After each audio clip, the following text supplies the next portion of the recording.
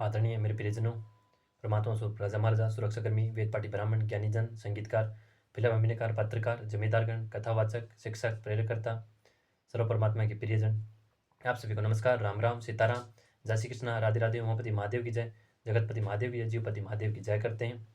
आज हम आपको माँ मीरा की दिव्य कथा सुनाते हैं। 14वीं शताब्दी के अंदर तब भक्ति रस कम हो गया, माया ज़्यादा हो गई। तब परमपिता परमात्मा ने अपना विराट जगत माँ भवानी दुर्गा रूप परम शून्य धाम से 5वें ग्रह पर मेवाड़ के अंदर दिव्य दुर्गा स्वरूप माँ मीरा प्रकट हुई। जब माँ मीरा प्रकट हुई तो वह एक राजा की पुत्री थी, लेकिन उस समय में नकारात्मकता अत्यधिक थी। बहनों को, बेटियों को, माताओं को नकारात्मक समझा जाता था, बोझ समझा जाता था। उस समय ये नकारात्मकता थी। जब किसी की लड़की हो जाती थी तो वो समझते थे कि अब मानव जीवन में बोझ हो गया है, सात्विक नहीं समझा जाता था। तब उस समय में तो क्या हुआ, उसने और राजा ने माँ मीरा को मंदिर के अंदर छोड़ दिया। और उसी समय मंदिर के पुजारी दुत्ताजी महाराज हुआ करते थे। तो जब दुत्ताजी महाराज सुबह मंदिर में गए तब देखा कि एक सुंदर दिव्य कन्या वहाँ पर रखी थी और वह रो रही थी। भगवान को स्वीकार कर, भगवान की पूजा पाठ करके दुत्ताजी महाराज ने उस कन्या को अपनी बेटी मान करके पाला पोसा। दुत्ताजी महाराज भगवान के बड़े ही प्रिय भक्त थे। श्री कृष्ण महाराज जी की भक्ति करते थे, रोज सुबह शाम पूजा पाठ करते थे, भजन कीर्तन करते थे, कथावाचक थे, कथा सुनाते थे। उसी के साथ में माँ मीरा को भी उन्होंने भजन सिखाई, कथा सिखाई। वह संत महात्माओं में बैठने लगी, बड़े ही दिव्य कन्या। जब एक समय में दुत्ताजी महाराज बीमार हो गए तब दुत्ताजी महाराज रोज भगवान को भोग लगाते थे। दूध का सभी चीज़ों का मिश्रण करके, काजू, किशमिश, मेवा, अखरोट, बादाम, सब चीज़ें मिक्स करके कि सुंदर भोग तैयार करके भगवान को रोज भोग पर समर्पित कर सभी में प्रसाद के रूप में प्रदान करते थे। एक समय में बीमार हुए तो दुत्ता महाराज जी तो कहा कि बेटा मीरा, जाओ भगवान श्री कृष्ण को भोग लगाया वो दूध का। तो माँ मीरा सोचती, बच्चे जो होते हैं वो बड़े ही वो होते हैं, भोले होते हैं।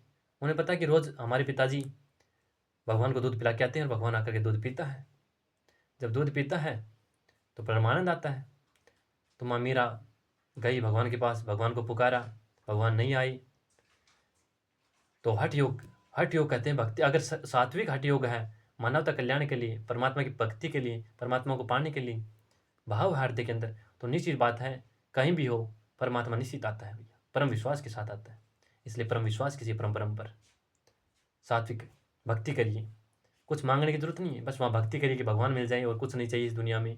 राम मिलने के बाद, कृष्ण मिलने के बाद, भगवान शिव मिलने के बाद, माँ दुर्गा मिलने के बाद, या किसी भी परमात्मा जिसको आप चाहते हो, हनुमान जी, भगवान शंकर, मनु, राम, कृष्ण, बुद्ध, महावीर, गुरु नानक, कबीर, तुलसीदास, अष्टवक्र, एकनाथ, आदित्यनाथ, गोरखनाथ, वसुंधरनाथ, विवेकानंद, जिस भी रूप में आप पाना चाहते हो उसमें निश्चित मिलेगा आपको, बस परम विश्वास।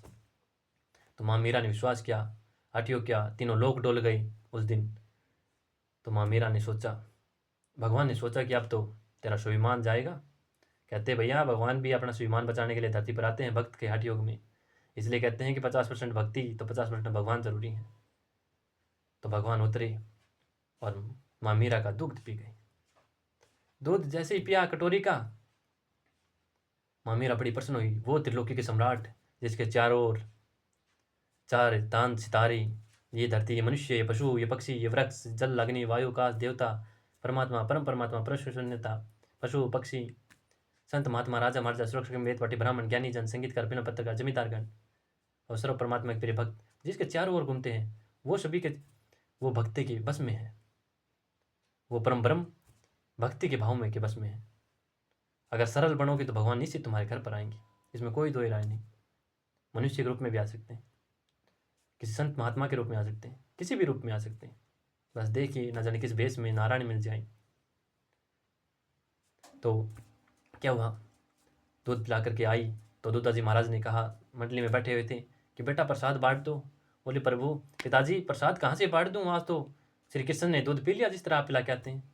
दुद्धा जी महाराज की आंखों में आंसू आ गई, रोने लग गई कि मैंने बचपन से परमात्मा की भक्ति की 3 वर्ष से, और परम ब्रह्म आज तक मेरे से प्रसन्न नहीं हुए, और एक मेरी छोटी सी बेटी, इसकी भक्ति पर परमात्मा प्रसन्न हो गई। अहो भाग्य हमारे, जो परम कुलनम, परम आनंदम, परम शून्यधारम पारम, परम मोक्षमम कल्याणम जगतनम। अर्थात मेरा मोक्ष हो गया, मेरी मुक्ति हो गई, मेरा निवारण हो गया, परम ब्रह्म मुझे मिला, मेरी बेटी को मिला, मुझे मिला, बराबर बात है भैया। एक को मिल गया, सबको मिल गया। एक मनुष्य के अंदर संपूर्ण ब्रह्मांड विद्यमान होता है, वो सबको पार तार सकता है अगर सच्ची भक्ति करता है। तो एक मनुष्य के अंदर इतनी ताकत होती है, अगर वो सात्विक तरीके से चलता है, अनुभव ले सकता है। गलत करिए, सही करिए, अनुभव मिलेंगे, उसके बाद आपको जो अनुभव आएगा वो निश्चित आपको परम ब्रह्म तक ले जाएगा। माँ मीरा ने ऐसा किया। फिर उसके बाद एक समय आया, दुदाजी महाराज प्रसन्न हो गए। कुछ समय में राणा संगा जी ने अपनी बेटी का रिश्ता भेजा मेवाड़ के अंदर। फिर उसके बाद माँ मीरा आज भी चित्तौड़गढ़ के अंदर, हाल में मैं अभी गया तो घूमने के लिए, तो वहाँ मैंने माँ मीरा का दिव्य राजभवन देखा। आज तो 600 साल पहले बीत गया, 14वीं शताब्दी की बात है, खंडर हुए हैं, लेकिन वहाँ दिव्य मंदिर भी हैं जो आज तक नहीं हिले हैं माँ के। जो माँ मीरा रोज भगवान को 3 भजन सुनाती थी, भोग लगाती थी। और राणा सिंगा का बेटा भी भगवान का प्रिय भक्त था, जो माँ मीरा की भक्ति के साथ उनकी निस्वार्थ सहायता करता था, उनकी पत्नी की। इसलिए भाई मैं पतियों को भी कहना चाहूँगा कि अपनी पत्नियों की निस्वार्थ सेवा किया करो भैया। पत्नियों के बिना मानव जीवन नहीं है, और मैं पत्नियों से भी कहना चाहूँगा कि पतियों के बिना आपका मानव जीवन नहीं है। इसलिए दोनों एक दूसरे के संपूरक बनो, 50-50% एक दूसरे की सहायता किया करो, लड़ाई झगड़ा मत करो। कुछ नहीं रखा है कोर्ट कचहरी में भैया, दिल का रिश्ता अगर कोर्ट कचहरी जोड़ोगे तो कभी संबंध नहीं बनेंगे। ये एक बार जीवन है, प्रेम करिए, दया करिए, क्षमा करिए, त्याग करिए, दंड मत दीजिए। यहाँ दंड की बात नहीं है।